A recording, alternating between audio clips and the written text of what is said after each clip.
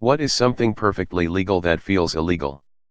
Having something of yours in your pocket while in a store that also sells that thing.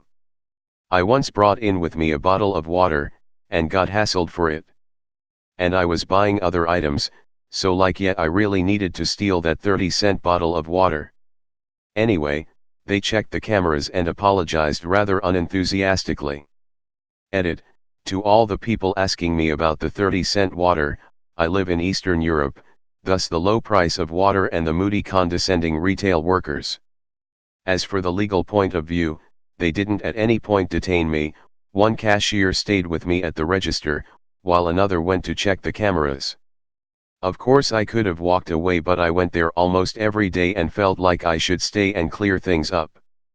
After a while I heard from some people that at that same store, they walked in with some sodas, half empty, and the cashier tried to take it out of their hands and scan it. I guess it's their thing? Filling out government forms.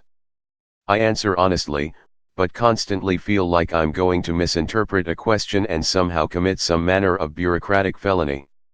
The captcha effect. Where things you've understood implicitly and without error all your life suddenly become the world's most difficult questions. Does that count as a sign?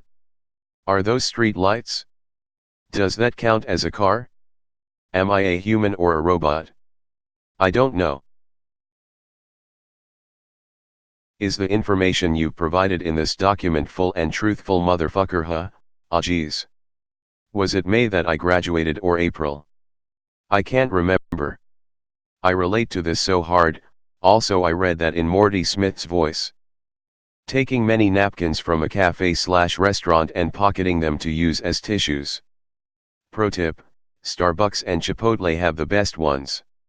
McDonald's can be rough on the nose. My husband is obsessed with the high quality of the Chipotle forks. He keeps a bunch in his car for fork emergencies. Taking a free sample of food when walking past a food vendor.